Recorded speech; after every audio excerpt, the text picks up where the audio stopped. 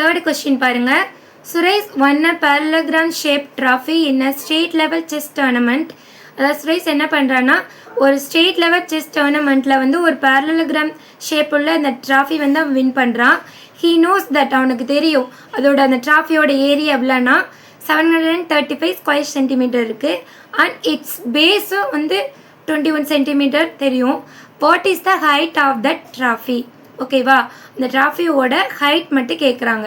Area கொடுத்துட்டாங்க, base கொடுத்துட்டாங்க, நம்ம ஹைட் கண்டுபிடிக்கணும். ஓகே, இப்போ பார்க்கலாம். தேர்டு கொஸ்டின் பாருங்கள்.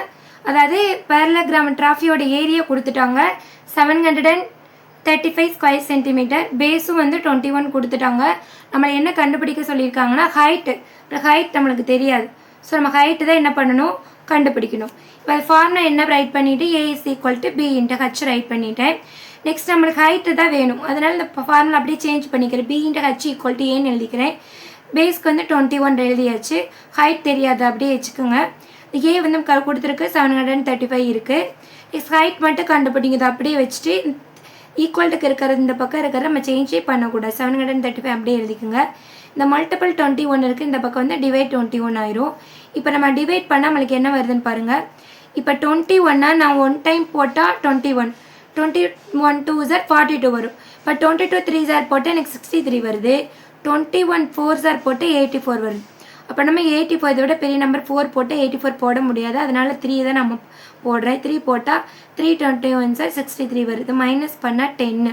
அப்போ 21ல் 10 டேபிள் வராது, அதனால் என்ன பண்ணிக்கிறேன், நான் இன்னொரு நம்பரை கீழே இறக்கிட்டு அதுக்கப்புறம் நான் 21 5ஆல் மல்டிபிள் பண்ணால் எனக்கு 105 வருது. So 521 sir 105. அப்போனா எனக்கு 21 735 21ஆல் டிவைட் பண்ணால் எனக்கு என்ன ஆன்சர் வருது, 35 வருது.